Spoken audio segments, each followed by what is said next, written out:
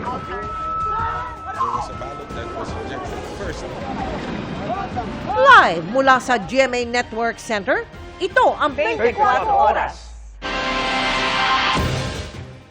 Developing story, mga kapuso, pinaa-aresto na ng Sandigan Bayan si dating Senador Bong Revilla at ilang pang kapwa akusado. Ayon sa Clerk of Court ng 3rd Division ng Sandigan Bayan na si Attorney Dennis Pulma, inisyoan sila ng warrant of arrest para sa hinaharap nilang kasong malversation of public funds through falsification of public documents. Walang piyansa o non-bailable ang naturang kaso. Ipinag-utos din ang paglalabas ng whole departure order laban kina Revilla. Abangan ang detalye niyan maya-maya lamang. Magandang gabi po, Luzon, Visayas at Mindanao. Pinai-impeach ng isang abogado si Pangulong Bongbong Marcos. Yan ang kauna-unahang impeachment complaint na inihain sa Kamara laban sa Pangulo. Kabilang sa basihan ng reklamo ang pagsuko kay dating Pangulong Rodrigo Duterte sa International Criminal Court, pati na ang hindi pagveto sa mga unprogrammed items sa budget ng bansa. Pero may mga duda sa motibo raw ng impeachment complaint. Nakatutok si Tina Panginiban Perez. Isang abogado ang naghain kaninang umaga ng kauna-unahang impeachment complaint laban kay Pangulong Bongbong Marcos. Ayon kay Attorney Andre De Jesus na naghain ng reklamo, dapat ma-impeach ang Pangulo dahil sa graft and corruption, culpable violation of the Constitution at betrayal of public trust. 5 impeachable offense ang binanggit ni De Jesus na basehan ng impeachment complaint. Una na riyan ang pag-utos daw na isuko si dating Pangulong Rodrigo Duterte sa International Criminal Court. We are putting to question and holding the President accountable, number one, for allowing a citizen of our country to just be whisked away, kidnapped virtually, and brought to a foreign land without due process, despite fully functioning courts here in the country. Binanggit din ni De Jesus na impeachable offense ang kabiguan ng Pangulong i-veto ang unprogrammed appropriations sa 2023, 2024, 2025 at 2026 budget. Ang umano'y pagbenepisyo sa mga kickback mula sa budget insertion at ghost flood control projects at pagtatag ng Independent Commission for Infrastructure para kanlungin ang mga kaalyado. Kasama rin sa impeachment complaint ang alegasyon ng paggamit ng droga ng Pangulo. We're also putting to question the fitness of the President to still govern our country. If you will notice, for some it might be laughable, for some it might be trivial, but an allegation that our sitting President might be somehow involved in an addiction of some sort to prohibited drugs should be alarming. And we are holding the President accountable as well. Ayon kay De Jesus, wala siyang kaugnayan sa Pangulo o kay Vice President Sara Duterte. If you're asking if I'm affiliated with the Dutertes, no, I am not. No, I have no links with the President. I've never met either the President or the First Lady. That's the thing. There's that accusation that this is intended to trigger the 1-year ban, right? Ang impeachment complaint ay inendorso ni House Deputy Minority Leader at Pusong Pinoy Party List Representative Journey Jet Nisay. Isa si Nisay sa mahigit 200 kongresistang pumirma naman sa impeachment complaint laban kay Vice President Sara Duterte noon at isa rin sa mga inirekomenda ng Independent Commission for Infrastructure para kasuhan ng Ombudsman kaugnay sa mga maanomalyang flood control projects. Ito yung gustong pag-usapan ng taong bayan, hindi puro sa social media. Ito ay sa tamang forum natin dadalhin. At naniniwala kami sa saligang batas, public office sa public trust, that no one, not even the President, is above the law. So sabi nga, mapanagot ang dapat mapanagot. So siguro mapanagot ang totoong may mga sala. Nilinaw ni Nisay na hindi siya nakikipagtulungan sa kampo ng bise. Tinanggap ni House Secretary General Cheloy Garafil ang reklamo ng 8:45 ng umaga. Sa isang pahayag, sinabi ni Garafil na ita-transmit niya ang reklamo sa tanggapan ng Speaker, alinsunod sa konstitusyon at sa rules ng Kamara. Nakasaad sa rules on impeachment ng Kamara na isang impeachment complaint lang ang pwedeng ma-initiate laban sa isang impeachable official sa loob ng 1 taon. Hindi pa deemed initiated ang reklamong inihain kanina dahil hindi pa ito nare-refer sa House Committee on Justice. Once the first one is deemed initiated, it will set a bar, for all other impeachment complaints. So they have to, if they intend to file an impeachment complaint, they must do so at soon as possible time para di pa barred by the one-year bar rule. No? Kasi kung nasimulan na yung isa, wala na talang matanggap na impeachment complaints as far as the same impeachable officer is concerned. As soon as it is included in the order of business and soon enough will be referred in the Justice Committee, rest assured that the Justice Committee is ready to receive the impeachment complaint. Ang nagre-refer na mga impeachment complaints sa komite ay ang House Committee on Rules na pinamumunuan ni Presidential son at House Majority Leader Sandro Marcos. Well, in this particular case, I think there is no choice for him because it really says that it has to be referred to the Committee on Justice. So even if he is the majority leader and even if the impeachable officer that is complained of is his father, wala siyang magawa because ang procedure talaga is that after it is included in the order of business, then in 3 days, it has to be referred to the Committee on Justice. Sinusubukan pa naming kunin ang panig ni Congressman Marcos. Nagtataka naman si Senior Deputy Minority Leader Edgar Erice kung bakit si De Jesus ang naghain ng reklamo laban sa Pangulo. Well, I just found out kasi back in 2024, November, sometime in November 2024, the same attorney Andre De Jesus filed a disbarment case against attorney Glenn Chong for some statements vilifying the First Lady. I'm sure that he filed a case against attorney Glenn Chong to defend the First Lady. Kinwestiyon din ni Davao City 1st District Representative Paulo Duterte, kapatid ng bise, ang inihaing reklamo laban sa Pangulo. Duda ni Representative Duterte, layo ng reklamong inihain ni De Jesus ay protektahan ng Pangulo mula sa ibang impeachment complaints. Ngayon pa lang, walang nakikitang basehan si House Speaker Faustino D. III para ipa-impeach ang Pangulo dahil malinaw anyang ginagawa naman ng Pangulo ang trabaho nito. Pero sinabi ng Speaker na trabaho nilang tanggapin ang mga impeachment complaint at dinggin ito alinsunod sa konstitusyon. Hindi raw ito dapat ginagamit sa pamumulitika. Para sa GMA Integrated News, Tina Panganiban Perez, nakatutok, 24 oras. Idiniin naman ng palasyo na matagal nang nasagot ang mga isyong ginawang basihan ng impeachment complaint laban kay Pangulong Bongbong Marcos. Bagaman walang kaalaman sa intensyon ng nag-file nito, ipinunto ng palasyo na ang nag-endorso nito ay isa umano sa 8 contractor na nabanggit ng ICI. Nakatutok si Ivan Mayrina. Walang basehan ng mga isyong ginamit para sampahan ng impeachment complaint si Pangulong Bongbong Marcos ayon sa palasyo. Itong mga issue po na ito ay matagal na po natin nasagot. Matagal na po natin itong naipaliwanag. Ito ay walang basehan. Ang lahat po na nagiging trabaho ng Pangulo ay naaayon sa batas at naaayon sa konstitusyon. Kabilang sa batayan naman ng reklamo, ang aligasyong pinayagan ng Pangulo na makidnap umano si dating Pangulong Rodrigo Duterte. Ito ay sinasabi nating case of first impression. So wala pa pong nadidesisyonan patungkol dito sa ganitong klaseng impression or rather case at sitwasyon. Kaya masasabi po natin na wala pa pong basehan sa ngayon. Dagdag ng palasyo, hindi pa nagbibigay ng reaksyon ng Pangulo sa impeachment complaint laban sa kanya at abala sa trabaho. Pero ayon kay Castro, nire-respeto ng Pangulo ang proseso at tiwala sa Kongreso bilang institusyong naatasang duminig nito. We respect this process and trust that Congress, as a co-equal branch of the government, will discharge its duties with honesty, integrity, and fidelity to the rule of law. Hindi nagsalita ang Malacanang sa posibleng motibo na naghain ng reklamo na si Attorney Andre De Jesus. Pero pagdating sa nag-endorsong kongresista, wala po tayong personal na kaalaman kung ano ang kanilang intensyon patungkol po sa pag-file ng impeachment complaint.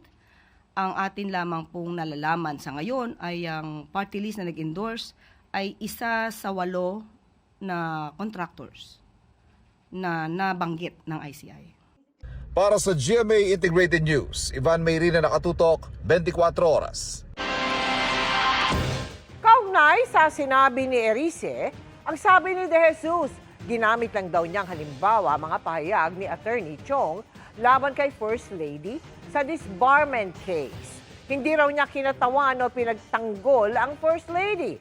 Muli niyang iginiit na wala siyang political affiliation. Anya, nagsilbi rin siyang counsel para sa PDP laban Duterte wing, pero hindi raw niya ibig sabihin na kaalyado siya ng mga Duterte. Sugatan ang isang binatilyo sa Quezon City matapos kuyugin at saksakin sa riot ng 2 grupo. Halos 70 menor de edad ang sangkot dyan.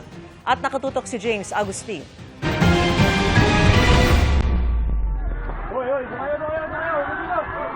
Nagtakbuhan at nagbatuhan ng bote ang ilang kabataan sa barangay Greater Lagro, Quezon City hapon nung Sabado. Maya-maya pa kita na may tila kinukuyog sila at pinagahampas. Mabilis na nagpulasan ng mga kabataan.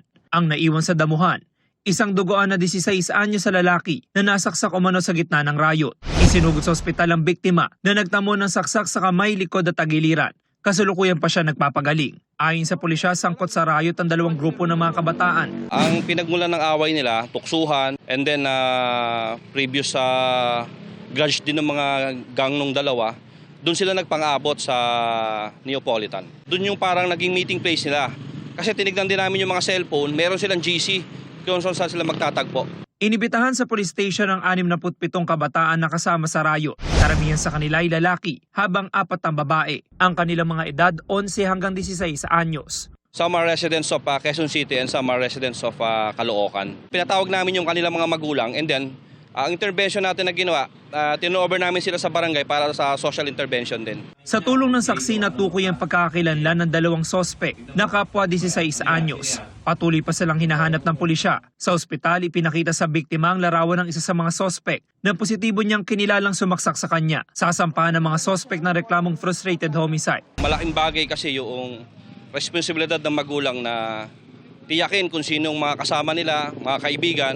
Makakabuti rin na tignan nila yung cellphone, kung saan nagpupunta yung kanilang mga anak, para na sa ganun ay maiwas sa mga ganitong klase ng kaguluhan. Para sa GMA Integrated News, James Agustin, nakatutok, 24 oras.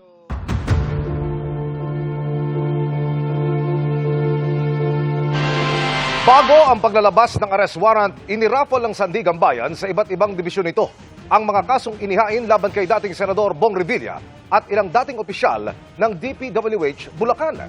Kaugnay ito sa mahigit 70 milyong pisong ghost flood control project sa bayan ng Pandi. Nakatutok si Maki Pulido. Hindi nag-aksaya ng oras ang Sandigan Bayan. Matapos ihain ng ombudsman ang kasong graft at malversation noong Biyernes laban kay dating Senator Bong Revilla at mga dating opisyal ng DPWH Bulacan, kabilang si Bryce Hernandez. Isinagawa agad ang raffle kaninang umaga. Kaugnay ito ng mahigit 92 million peso ghost flood control project sa Pandi, Bulacan. Sa Sandigan Bayan 3rd Division, napunta ang non-bailable na kasong malversation through falsification by public documents. Ito rin ang dibisyong humawak ng plunder case laban kay yumaong Senador Juan Ponce Enrile. Ang chairman nito ngayon ay si Justice Carl Miranda. 4th Division naman ang hahawak ng kasong graft at ang chairman ng dibisyon ay si Justice Michael Frederick Musngi. Nang isampa ng ombudsman ng kaso, hiniling rin ito sa Sandigan Bayan ng pag-issue ng warrant of arrest laban kay Revilla at ibang mga akusado. Sumalang naman ang hepe ng Legal Division ng Independent Commission for Infrastructure o ICI sa pagpapatuloy ng bail hearing ng mga akusadong dating DPWH Mimaropa kaugnay sa maanumalyang flood control project sa Nauhan Oriental, Mindoro. Kapwa akusado sa kasong ito si dating Congressman Zaldico na nananatiling at large o hinahanap pa. Sa cross-examination ni Attorney Rufino Samuel Mantos, inamin niyang walang inisyong subpoena ang ICI para humarap sa kanilang investigasyon ang mga akusado. Ang punto ng mga abogado ng mga akusado, hindi sila nabigyan ng pagkakataong depensahan ang sarili bago i-transmit ng ICI ang reklamo sa Ombudsman. Bukas naman inaasahang iharap ng prosekusyon si DPWH Secretary Vince Dizon bilang kanilang testigo. Para sa GMA Integrated News, Maki Pulido, nakatutok 24 oras. Good news naman tayo, may nadiskubre sa Palawan na bagong mapagkukunan ng natural gas. Ayon kay Pangulong Bongbong Marcos, kaya nitong mag-supply ng kuryente sa mahigit 5 milyong bahay sa loob ng isang taon. Nakatutok si Ivan Mayrina. Halos 3 taon na mula ng palawigin ng service contract para sa produksyon at paghahanap ng bagong mapagkukunan ng gas reserves mula sa Malampaya, na sa puntong yun ay papaubos na. Sa pagtaya ng Department of Energy noon, hanggang 2027 na lang tatagal ang supply ng natural gas sa Malampaya. Pero ngayong araw, masayang inanunsyo ni Pangulong Bongbong Marcos na may natuklasang bagong mapagkukunan ng gas. May 5 kilometro mula sa kasalukuyang lokasyon ng Malampaya gas field.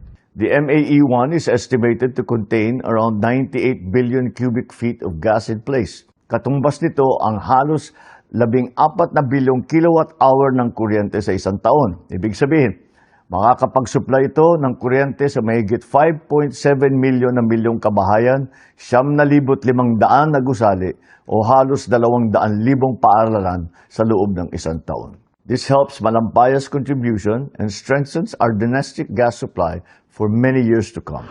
Mahalaga yan lalo't simula noong 2001, tinatayang hanggang 40% ng enerhiya ng buong Luzon ay sinusupply ng Malampaya. Sa panibagong tuklas sa gas reserves, mapapalawig ang supply ng hanggang 2030 o mas matagal pa. May indikasyon kasing mas marami pa ang nilalamang gas ito at mayahalin tulad sa orihinal na Malampaya gas field. At syempre ang pinakamahalaga, hindi kailangan madagdagan ng pagdepende ng bansa sa mga inaangkat na energy sources tulad ng crudo o coal na dahilan sa mataas na presyo ng kuryente sa bansa. Patuloy rin ang paghahanap ng mga mapagkukunan ng natural gas sa ilalim ng umiiral na service contract. The next steps are the completion and testing of the Camago 3, followed by the drilling of the Pag-asa exploration well to pursue more potential gas resources. Pinatatakbo ng pribadong sektor simula noong 2001 ang Service Contract 38 na sa ngayon ay hawak ng Prime Infrastructure Capital o DENA Corporation at Philippine National Oil Company o PNOC.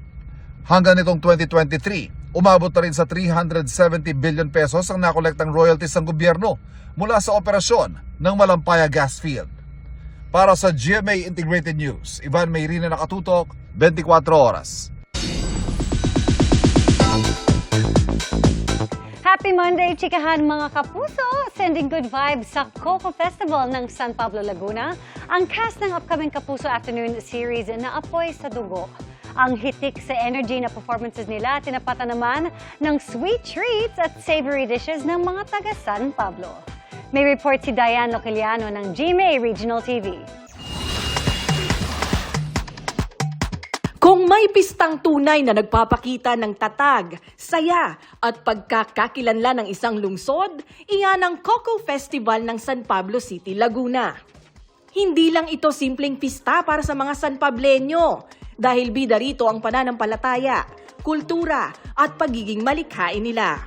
Samut-sari ang aktibidad sa fiesta. Pero syempre, hindi mawawala ang food trip. From classic favorites tulad ng nilupak, sinukmani at kalamay, hanggang sa mas adventurous at unique tasting na kulawo. Isang smoky at savory dish na gawa sa talong at gata. Tinikman yan ng mga Kapuso stars. Wow! Bago sila magpasaya sa GMA Regional TV Kapuso Spotlight, pinahanga ni Christopher Martin ang audience sa kanyang solid vocal performance. Kasunod nito, mas uminit pa ang entablado sa paglabas ng cast ng upcoming GMA Afternoon Prime drama, Apoy sa Dugo. Nagbigay ng powerful performance si Ashley Ortega. Habang pinakilig naman ni Derek Monasterio ang crowd sa kanyang soulful serenade. Siyempre, hindi rin nagpakabog si El Villanueva.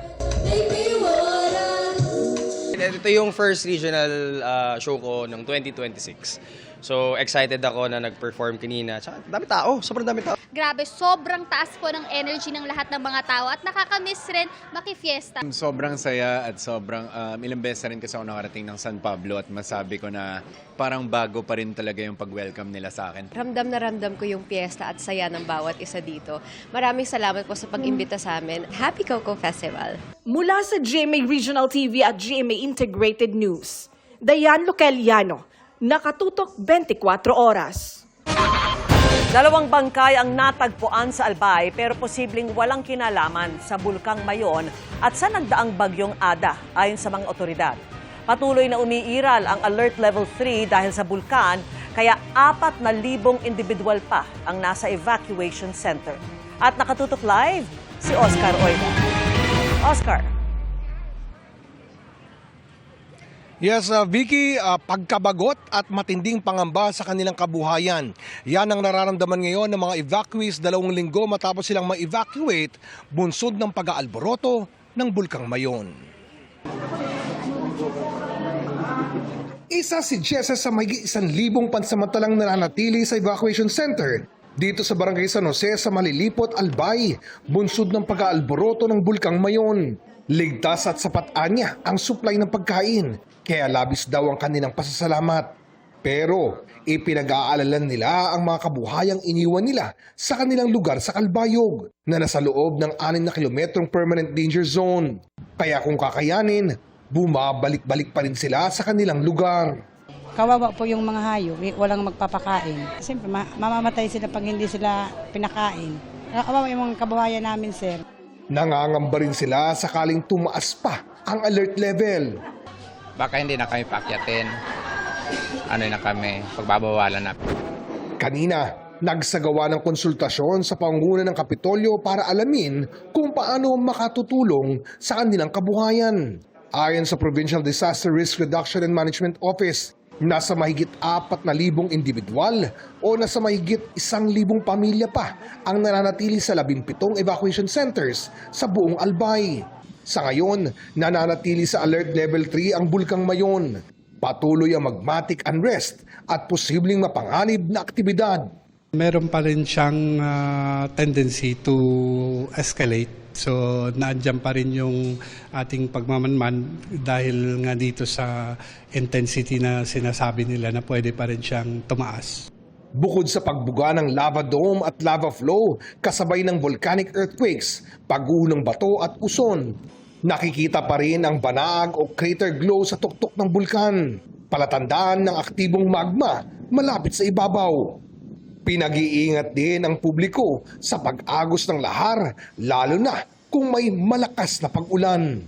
Ang Albay PDRRMO sinabing may 2 bangkay silang natagpuan, isa sa San Miguel Island sa Tabaco City at sa Sula Channel sa municipality ng Bakakay. Inaalam nila ang pagkakakilanlan ng 2. Sa tingin namin walang connection sa volcano and then sa Typhoon Ada because as to the state of decomposition as reported, medyo advanced na siya. So before pa siguro nag-Typhoon Ada, nangyari yun. Nagkataon lang na nahanap sila kahapon. Samantala, Vicky, muling tiniyak ng PDRRMO Albay na may sapat silang supply, mapapagkain man o supply pangkalusugan. At bagamat may mga nagkakasakit nga, ay agad naman daw itong natutugunan at kung kinakailangan ay may ospital namang mapagdadalhan. Vicky? Maraming salamat sa iyo, Oscar Oida. Isang araw matapos magbalik bansa, sumalang agad si dating DPWH Secretary Manuel Bunuan sa pagdinig ng Senate Blue Ribbon Committee sa flood control scandal. Na-question siya kaugnay sa mali-mali umanong coordinates o lokasyon ng mga itinayong proyekto kontra baha. Ang depensa ni Bunuan sa pagtutok live ni Ma'am Gonzales. Ma'am? Mel, posibleng lumobo raw yung bilang ng mga hinihinalang ghost flood control projects dahil nga dito sa mga mali-maling coordinates. Pero ayon sa DPWH, teknikalidad lang ito dahil sa mahigit 300 proyektong chinek nila, meron talagang flood control projects na usod nga lang ng ilang metro. Shut the F up. Yan ang mensahe ni Senador Ping Lacson sa mga anyay maiingay na naninira sa ginagawang investigasyon ng Senate Blue Ribbon Committee ukol sa ghost flood control projects, pero walang tinukoy na pangalan si Lacson. Ngayon lang muling nagsagawa ng pagdinig ang komite simula noong Nobyembre. At isa sa mga unang isinalang si dating DPWH Secretary Manny Bonoan, kasunod ng alegasyon na sadyang nagbigay ng mga maling coordinates ng flood control projects si Bonoan para lituhin ang Pangulo. Sa validation ng Department of Public Works and Highways, 416 ang suspected ghost projects. Sa bilang na ito, 337 ang may mali-maling grid coordinates ayon mismo sa report ng DPWH sa Senate Blue Ribbon Committee. Kaya tanong ni Lacson, pattern ba ito o hindi sadyang pagkakamali lang? Kung ang percentage ng mali na-overcome o na-overwhelm yung tama, may pattern yon. Pero kung halimbawang sa 10 na random sampling ninyo, 1 o 2 lang yung mali, then there's no pattern. Maybe inadvertent. Out of 337, ang more than 50 meters away, 291 po. Yung less than 50 is 46. Ayon sa inisyal na pagsusuri ng DPWH noong kalihim pa si Bonoan, ang isinumite nilang datos para sa sumbong sa Pangulo website ay ang coordinates na sinusumite sa planning stage ng proyekto. Hindi pa ito ang aktual na coordinates o lokasyon kung saan mismo itinayo ang proyekto. At ang layo nung proposed at ang layo nung actual. Paano nagkaganon?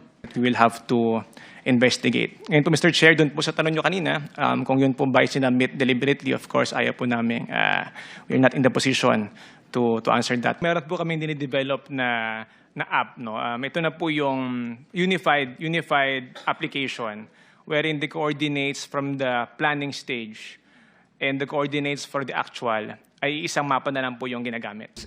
Halimbawa, sa isang flood control project sa Nagilian, La Union, halos 2 kilometro ang pagkakaiba ng coordinates. Sa Cagayan River naman, mahigit 2 kilometro ang pagkakaiba ng coordinates.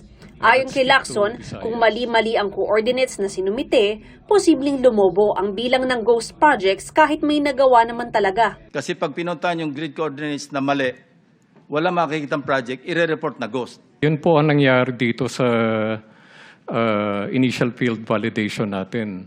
Out of the supposedly 421 na trimmed down to 416, dahil wala sila pong nakita, dahil mali po yung coordinates, nireport po nila as non-existent. Meron pong mga lugar, medyo masukal na yan. And kung talagang mag-deviate ka lang by a few so many meters, hindi mo talaga po makikita. Ayon kay dating DPWH Yusek Roberto Bernardo, sinabihan daw niya ang ibang opisyal ng DPWH na maling coordinates ang naipasa. Malaki po ang diferensya niyan doon po sa datos ng planning kasi minsan po sa loob po ng isang taon, nagbabago po ang linya ng ating mga ilog eh. So yun po, kailangang maging sakto. Paliwanag ngayon ni Bonoan sa mali-maling coordinates ng flood control projects na naibigay sa Pangulo, umasa lang siya sa datos na galing sa opisina ni yumaong DPWH Yusek Catalina Cabral. Because of the time constraint that we have to submit, I instructed the late Undersecretary Cabral to collate the information that we need to submit to the Office of the President. Dagdag ni Bonoan, sa planning coordinates na binigay nila, ang nakalagay lang ay bayan at probinsya kung saan ilalagay ang proyekto. Marami pa naman daw silang binigay na pwedeng i-check ng field inspectors, gaya ng pangalan ng proyekto, anong ahensya o district office ang magpapatupad, contractor, petsang sinimulan at natapos, pati halaga ng kontrata. Noong panahong ding yun, Region 3 lang aniya ang nag-report na posibleng may ghost project sa lugar nila. Personal daw vinalidate ni Bonoan ang report at doon na nga nila nadiskubre ang mga anomalya sa Bulacan 1st District Engineering Office. Agad daw niya itong nireport sa Pangulo. My statement to the President is that I hope, Mr. President, that this is an isolated case because there has not been any other report that reached me. The President told me to start investigating the ghost projects. Immediately thereafter, Mr. Chair, I relieved all the personnel of Bulacan First Engineering District. Dahil naman mali-mali nga ang unang coordinates na binigay ng DPWH, kailangan na naman daw umulit ng ahensya. Kung natapos na po natin yung 1/3 ng 30,000 flood control projects in the last 10 years, and then i-reassess naman po natin to. Just to be sure po na with our data. Kaya sa huli, nasayang lang ang buwis at oras na ginugol sa unang assessment. Bakit di yun yung ginamit ng department sa unang validation pa lang? Parang ngayon lang lahat ito nalalaman. Initially po, nagbuo nga po ng team itong ICI, composed of the AFP, PNP, and DepDev. And they relied on the coordinates dun po sa sumbong sa Pangulo.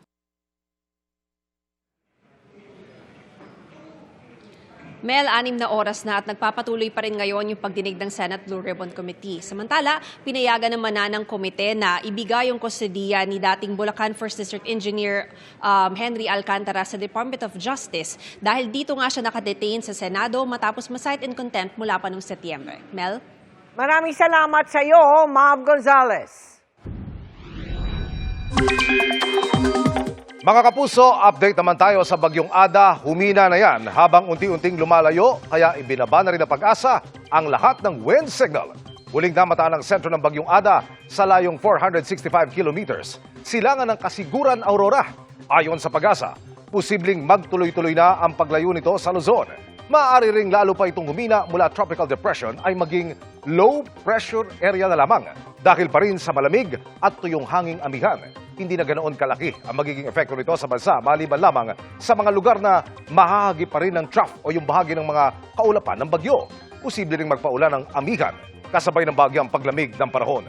Base sa datos ng Metro Weather, umaga bukas mababa ang tsansa ng ulan sa halos buong bansa maliban sa mga kalat-kalat na ulan sa Camarines Norte at Mindoro provinces. Maaring magpatuloy yan sa hapon pero meron na rin hanggang katamtaman at panandali ang ulan sa Cordillera, Cagayan Valley, Zambales, Quezon, Davao Region at BARM. Sa Metro Manila, hindi pa rin inaalis ang tsansa ng localized thunderstorms. Samantala, isang bagong low pressure area o sama ng panahon ang posibleng mabuo sa mga susunod na araw at may tsansang pumasok din sa PAR.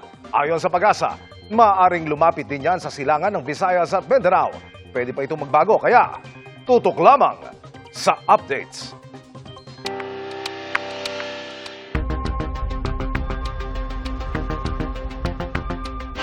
Pinakakansela na ng DILG ang pasaporte ng negosyanteng si Atong Ang na ipinapaaresto ng 2 korte dahil sa mga nawawalang sabongero. Hindi po bababa sa 17 tip na ang natanggap ng pulisya sa kinaroroonan ni Ang. Ang resulta ng paggalugad sa ilan dyan sa pagtutok ni Marisol Abduraman. Sumugod ang mga tauhan ng CIDG sa lugar na ito sa Rosario, Batangas kaninang umaga matapos makatanggap ng impormasyon hinggil sa umunoy kinaroroonan ng negosyanteng si Charlie Atong Ang. Hinalughog ang lugar. Para isilbi ang mga warrant of arrest na inilabas ng 2 korte kaugnay sa pagkawala ng mga sabungero sa Santa Cruz, Laguna at Lipa, Batangas. Pero wala ang tinaguriang number 1 most wanted ng DILG. Dinideny nila that they are known to Charlie Atong Ang. Kahapon, ang malawak na farm na ito sa Porac, Pampanga ang pinasok ng CIDG. Wala roon si Ang. Pero inamin ng may-ari ng farm na doon kumukuha ng manok ang negosyante. Nakausap din namin yung mismong may-ari at sinasabi niya, yes, magkakilala sila way back nung sa online sabong dahil doon kumukuha ng mga manok para doon sa mga laban. Sa ngayon, tanging si Atong Ang na lang ang hindi pa naaaresto sa lahat ng mga akusado. Simula nang lumabas ang warrant of arrest kay Atong Ang, mahigit 10 lugar na raw ang pinuntahan ng mga otoridad pero bigo pa rin silang mahuli. Ang ngayon itinuturing na most wanted sa bansa. Naniniwala ang CIDG na nasa bansa pa rin si Ang. Napaghandaan na niya ito. And as I said, he has the resources. He has circle of friends. He has properties na nagagamit niya para sa kanyang pagtatago. From time to time, nagmumove siya hindi siya tumitigil sa isang lugar. May heightened monitoring tayo on all ports, on lahat ng airport. Bukod sa mga liblib na lugar, may tinitingnan din daw ang CIDG ng mga exclusive subdivision. Nakatutulong daw sa kanilang paghahanap ang mga impormasyon na binibigay sa kanila sa mga hotline number. Sa ngayon daw, 17 text at call na ang kanilang natatanggap hinggil kay Ang. Unknown to them na nakita siya allegedly. Yung may iba doon is nakapag-deliver na ng pagkain, like seafoods, sa bahay niya. Siyempre, tip is a tip eh. You only establish credibility kung tapos na ang operations. Pero so far sa dalawang ginawa namin kahapon at ngayong umaga, wala kami nakita. Posible bang hilingin ng gobyerno na kansilahin yung kanyang pasaporte? Kasama na yan, request na namin sa DOJ at DFA yan. It should be, malapit yan.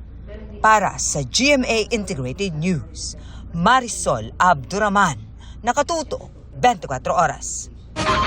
Investigasyon naman sa nangyaring trash slide sa Cebu. Ang inaabangan ng publiko ngayong natagpuan na lahat ng mga natabunan ng gumuhong bundok ng basura roon.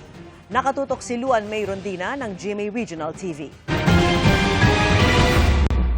Minsan nang nasabi ng Cebu City Hall na gusto nitong tutukan muna ang paghahanap sa mga natabunan ng gabundok na basura sa Binaliw Landfill nang usisain ukol sa pagpapanagot sa posibleng may sala kung meron.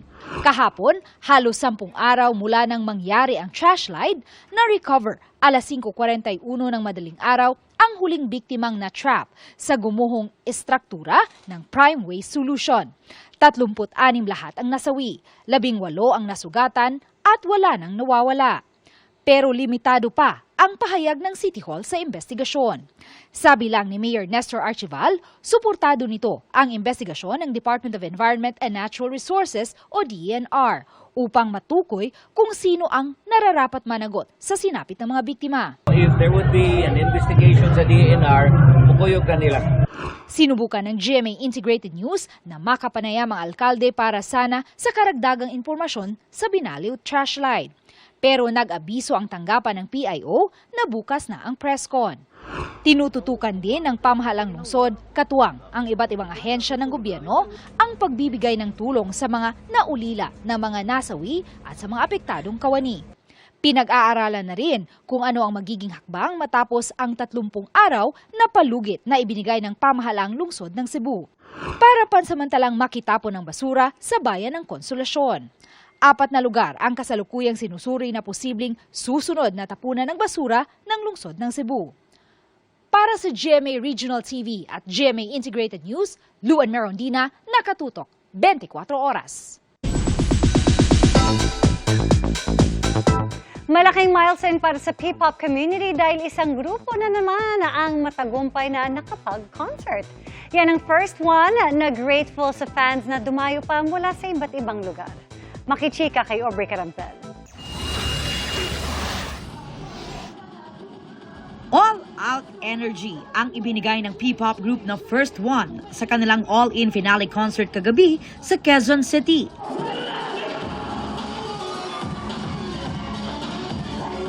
Kabilang sa mga pinerform ng grupo ang ilan sa kanilang hit songs na You Are The One at Shout Out. Thankful ang First One na binubuo ni na Ace, Alpha, Joker, Jason, Max at Jay na kahit na reschedule ang concert ay hinintay sila ng kanilang fans ang 4-1. May mga dumayo pa para mapanood ang kanilang idols. Sobrang honored po and sobrang overwhelming at the same time. Tapos yung effort po nila na pumunta dito kasi may mga taga Cebu, Davao, sa ibang bansa, Japan. Dingalan from my hometown. Yung 4-1 po talaga yung susi talaga kung bakit nagpapatuloy pa rin yung pangarap namin as a P-pop artist. Si First One Joker, puno ng pasasalamat sa fans at groupmates na nagdasal para sa kanyang speedy recovery. Kaya ibinigay raw niya ang kanyang best para makabawi sa concert na na-postpone noong November. Much better na po and sila rin po yung nag-push sa akin kung bakit din po ako nandito. Inspired daw ang grupo dahil sa mainit na suporta ng 4-1s na maaga pa lang pumila na sa labas ng venue. Matagal namin nantay ito. Si Alpha. Pero syempre sila namang lahat, favorite namin. Lahat! They're actually our inspiration po and magagaling po kasi talaga sila. Madalas ding napapanood ang First One sa ilang Kapuso programs tulad ng All Out Sundays at TikTok Club. Yung GMA po kasi parang pamilya na po sa amin eh. Parang yung since debut days po namin, dyan po kami unang lumabas. Pandemic pa po yun. Aubrey Carampel, updated sa showbiz happenings. Pinakandado ng Department of Migrant Workers ang isang training center sa Malate, Maynila. Matapos madiskubring nagre-recruit ng mga aplikante kahit walang lisensya. Ang mga biktima napilitang gumastos ng libu-libong pera. Nakatutok si Mark Salazar. Mismong si Migrant Workers Secretary Hans Kakdak ang sumugod sa opisina ng isang training center sa Malate, Maynila. Nagre-recruit daw ito ng walang lisensya at grabing managa ng aplikante. Front nila recruitment training. Okay? For a small fee, relatively small fee, mga 4,500, aakitin yung aplikante. Ang pagkapasa sa training, doon tatagain. 80,000 na processing fee, 250,000 na placement fee. So, suma nun, mga 350, 30,000. At yun na. Recruitment na yon at that stage. Ayon kay Kakdak, nakikisakay umano ito sa lisensya ng isa pang recruitment agency para makapagpalipad. Ito yung may 1,000 complainants na iniimbestigahan natin. License ito so nisuspindi natin. In the process of interviewing the victims of Alju, nabisto ito.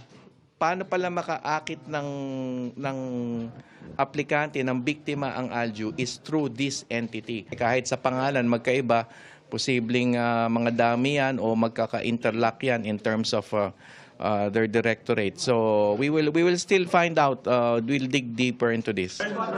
Habang sineselyuhan ng opisina, 2 trainee mula pa sa Isabela ang dumating para kumuha sana ng Certificate of Completion sa kanilang training. 4-5 po, sir. Ikaw? 5-5, sir. Para saan? Kasi may resibo na Para saan daw? Para saan yung binay? Para daw po sa training po. Certificate po. Ano ba ang pinag-training? Food and beverage po. Housekeeping and bartender. Kukunin po sana namin yung nabigay naming pera, sir. Malamang sa malamang, meron pa itong nabiktimang iba. So lumapit lang po sa amin sa Department of Migrant Workers, ang ating hotline na 1348, yung first Facebook page ng Migrant Workers Protection Bureau natin, tumulog lang po doon yung anti-illegal recruitment Facebook page natin. Noong isang taon, 32 recruitment agency ang naipasara ng Department of Migrant Workers. Bunsod ito ng mahigit 1,000 reklamo at halos 30 biktima ng human trafficking. Nag-surprise visit din ng DMW sa isa pang recruitment agency para tingnan kung nasusunod ang tamang proseso ng recruitment. May mga nasita. Ano mo nagagampanan yung papel mo bilang welfare officer? Ikaw rin ang receptionist. Baguhin niyo yun, ha? Dapat ang welfare officer nakatutok sa mga problema sa welfare. Pero batid rin ni Secretary Kakdak na mas malaki ang hamon ng illegal recruitment online, kung saan mas maraming nabibiktimang kababayan natin. Noong isang taon, naipa-take down nila ang mahigit 65,000 accounts sa Facebook at mahigit 27,000 accounts sa TikTok. Pero marami pa rin ang biktima ng illegal recruitment, lalo na ng human trafficking sa mga scam hub sa kalapit bansa natin. We have a team on the ground working with our embassy in Phnom Penh, ASEC, Benny Legaspi, and a labor attaché lawyer, Manny Dimano, and a social worker are on the ground. And thus far, since they arrived there about 2 weeks ago, 37 have been repatriated. Para sa GMA Integrated News, Mark Salazar, nakatutok 24 oras. Itinuro ng 2 testigong humarap sa Senate Blue Ribbon Committee ang kontraktor na si Curly Discaya. Si Discaya umano ang nagpangalan kay dating Speaker Martin Romualdez bilang bagong may-ari ng isang property sa South Forbes Park. Nakatutok live si Sandra Aguinaldo. Sandra. Vicky, humarap nga po sa Senado ang dalawang testigo na nag-uugnay kay dating Speaker Martin Romualdez sa kontratistang si Curly Discaya. Agad naman pong naglabas ng pahayag ang kampo ni Romualdez at ayon sa kanila, sabi-sabi lamang ang mga pahayag ng mga ito. Sa Senator Rizon Tiveros, segue lang tayo ng konti. Anyway, Nakamask at naka-baseball cap nang humarap sa Senate Blue Ribbon Committee sina Maria at Joy. Hindi nila tunay na pangalan. Anila, empleyado sila ng negosyanteng si Rico Ocampo sa inuupahan nilang lugar sa South Forbes Park. April 2023, naibenta raw ito at sinabihan silang kailangan na nilang umalis. January 2024, sinabihan daw sila ng kanilang boss na i-evict na sila. Kasunod daw nito, nakilala nila ang isang kontratista, nakalaunay nakilala umano nilang si Curly Discaya. Si Discaya umano ang nagsabing sinooy Speaker Martin Romualdez na ang bagong may-ari ng lugar.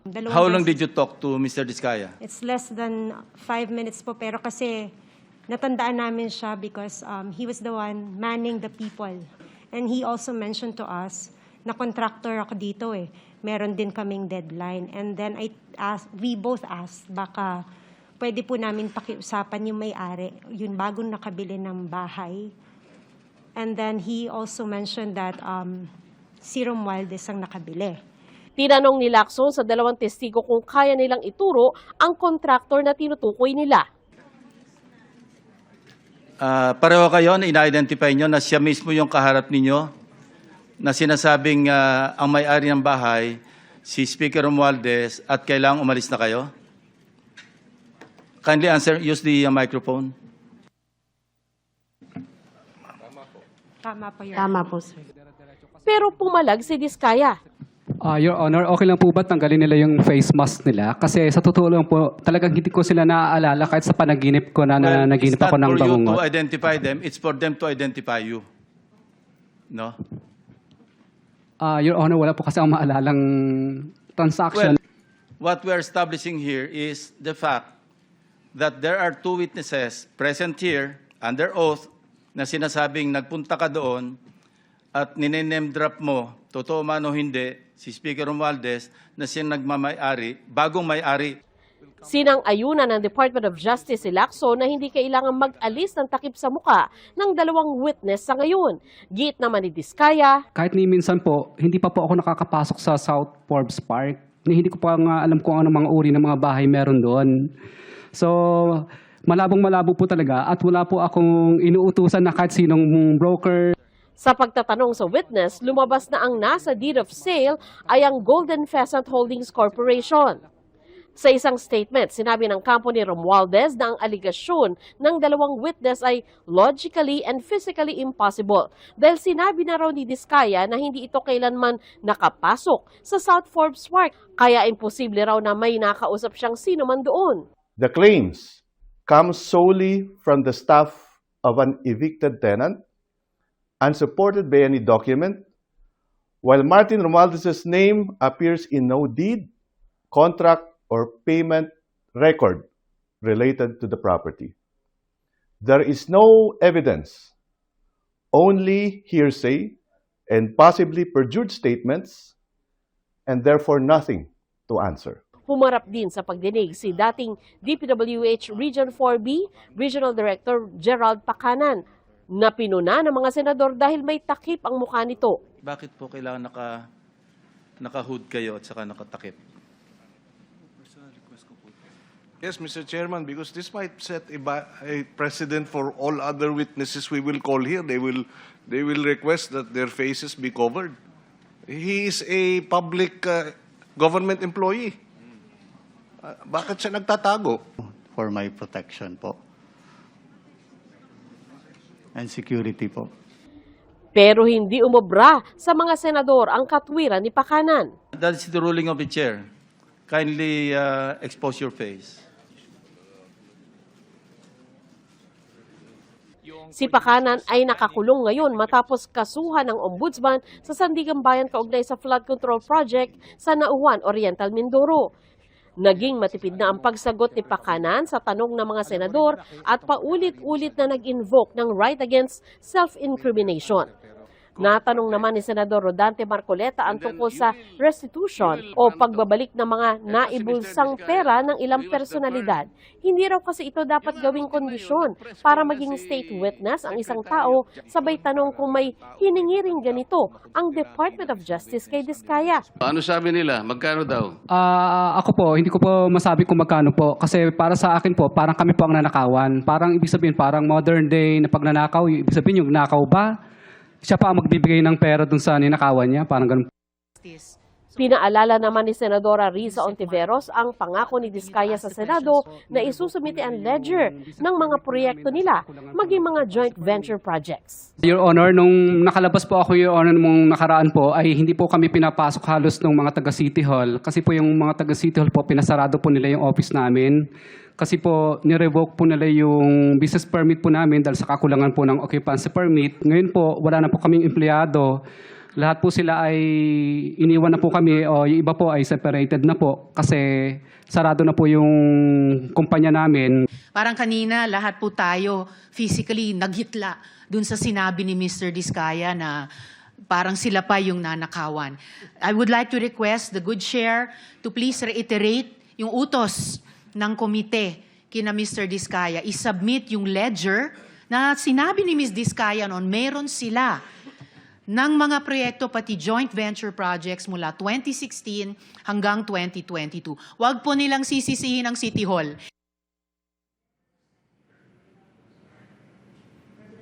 Vicky, humarap din sa Senate Blue Ribbon Committee si Representative Leandro Leviste kaugnay sa Cabral Files. At giit niya, hindi niya ito sa pilitang kinuha, kundi ibinigay sa kanya ng pumanaw na si Undersecretary Cabral. Sa panayam ng media, matapos nga po ang pagdinig, ay sinabi rin ni Leviste na wala naman daw tutol na ilabas niya ang Cabral Files, kaya balak niyang ilabas na ito ng buo.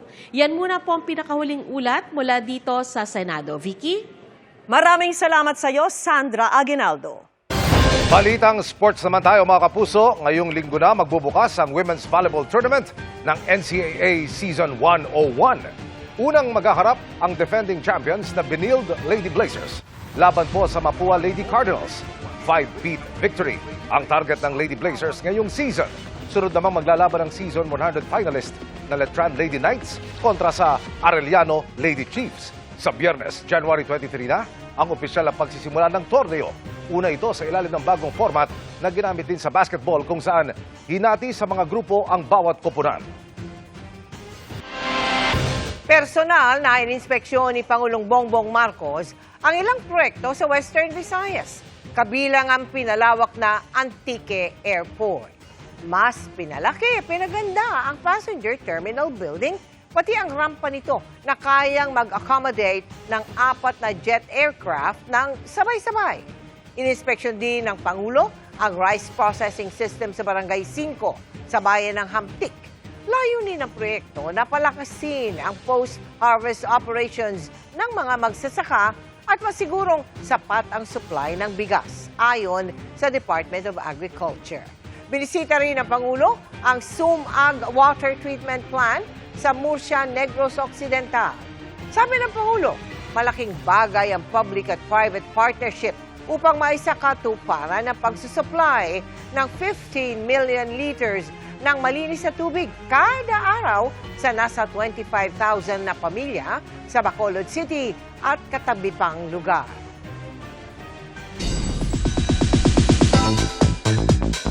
Napuno agad ng iyakan at puot ang unang episode ng afternoon drama series na House of Lies.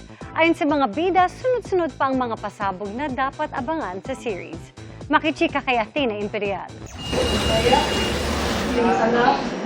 Ongoing pa rin ang taping ng GMA afternoon drama series na House of Lies sa araw ng kanilang world premiere.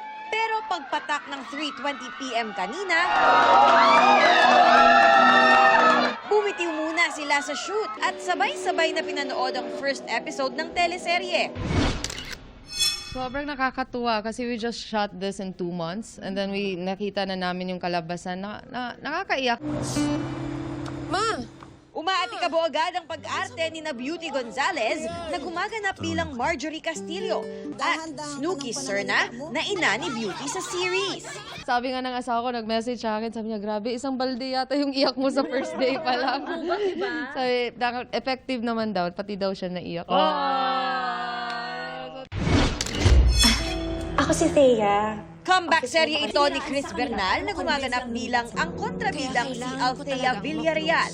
I'm giving my 100% every time, every scene. Sana naman, makita ng mga tao, ma-appreciate nila. Pero parang hindi, parang aawayin nila ako. Naku, baka mabash ako dito. Mababash ka naman talaga. Magagalit sila sa akin. Kwento ni Martin Del Rosario na internalize nilang maigi ang kanilang roles. Aralin mo yung character. Buti na lang, di ba, meron na tayo si Coach Carla nandyan. May acting coach kami. And of course, with the guidance of Direct Jerry. Randall, kilala mo siya? Huwag daw bibitiw dahil araw-araw ang pasabog sa House of Lies.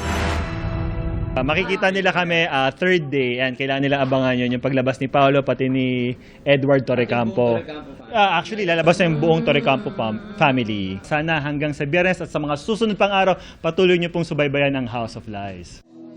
Athena Imperial, updated sa Showbiz Happenings. Dumating ang NBI sa Senado para arestuhin ang mga dating opisyal ng DPWH Bulacan na sina Bryce Hernandez at JP Mendoza, mga kapwa-akusado ni dating Senador Bong Revilla sa kasong malversation of public funds. Kabilang sila sa mga pinaaresto ng Sandigan Bayan 3rd Division. Nakatutok si Joseph Moro. Joseph.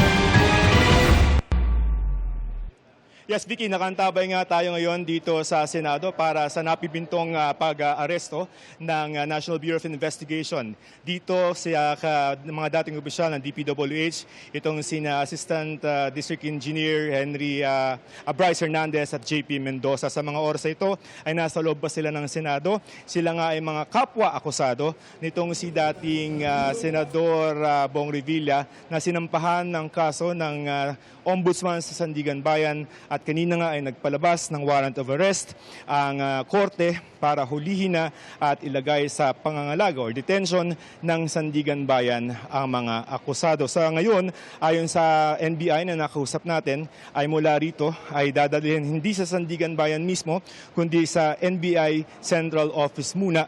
Mananatili itong sila Hernandez at si Mendoza. Hanggang sa ngayon, Vicky, ay nakaantabay pa rin tayo dito at anumang minuto ay maaari nang ilabas at isakay itong dalawang ito dito sa isang van ng NBI na nag-aabang ngayon sa Senado. Katatapos-tapos lamang ng ginawang Senate Blue Ribbon Committee kung saan na dalawa sa mga naging resource person ito ay ito ngang sila Hernandez at sila Mendoza.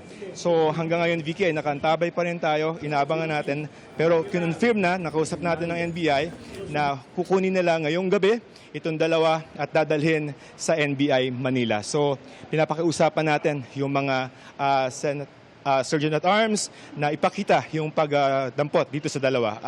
Yes, Vicky? Alright, maraming salamat sa iyo, Joseph Moro. Kaugnay pa rin ang pagdinig ng Senado sa flood control scandal kapwa itinanggi ni dating DPWH Secretary Manuel Bunoan at ng isang dating DepEd Undersecretary na tumanggap sila ng kickback mula sa anumang proyekto. Itinanggi naman ng isa pang resource person na humingi siya ng listahan ng mga proyekto para naman kay Senador Cheese Escudero. Nagbabalik si Joseph Moro. Ayaw na makontempt ng Senate Blue Ribbon Committee, kaya bumalik daw sa Pilipinas si dating Public Works and Highway Secretary Manuel Bunoan itong linggo, kahit napabalita na humingi siya ng extension na manatili sa Amerika para samahan ng asawang kailangang operahan. I was afraid, baka makontempt ako rito. Ito ang unang beses na bumalik sa Senado si Bunoan matapos siyang akusahan Nobyembre noong isang taon ni dating DPWH Undersecretary Roberto Bernardo ng pagkakaroon ng sariling tinatayang 5 bilyong pisong allocable projects taon-taon mula 2023, 2024 hanggang 2025. Kung saan nakakuha raw si Bunoan ng average na 15% na kickback. Pero itinanggi ito ni Bunoan. Hindi ko alam kung saan ang gagaling yun. Eh, siyempre, I mean, sir, so the entire budget of the department, bakit 5 billion? Sa iyo daw po napupunta. Bakit ako mapupunta sa akin yung mga allocation na yan? So you didn't personally parang bakit as the allegation with... Wala. Nasa pagdinig din si Bernardo na nagsabi na nagsimula ang sistema ng allocable projects noong taong 2022, panahon ni Bunoan bilang kalihim.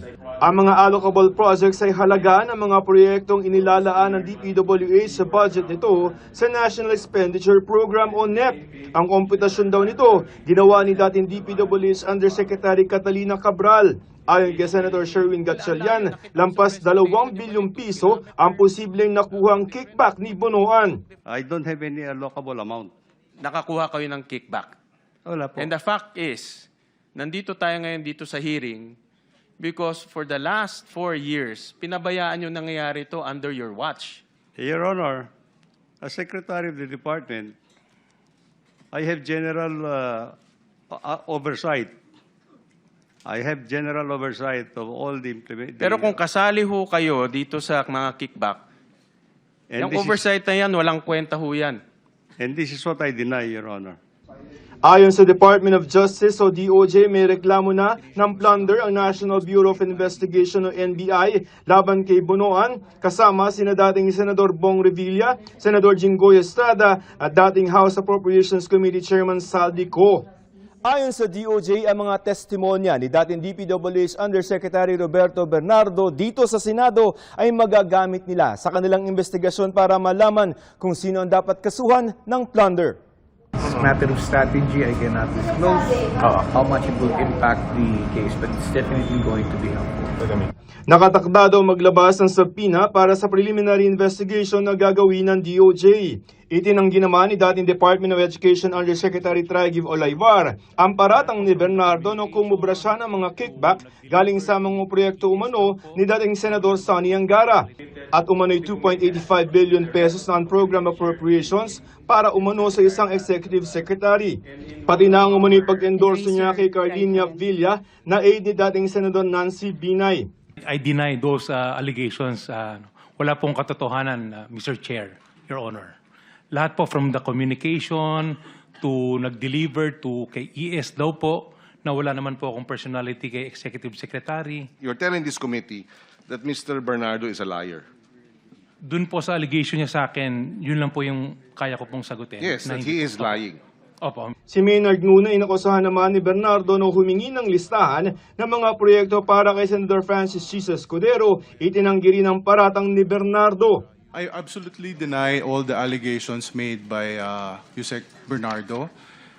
That's the reason why I already filed a case against Yusek on defamatory insinuations. Pinaninindigan naman daw ni Bernardo ang kanyang mga paratang. Para sa GMA Integrated News, Joseph Morong, nakatutok 24 oras.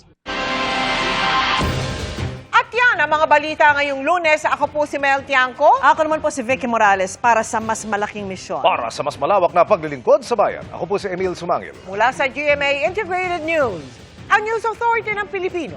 Nakatuto kami 24 oras.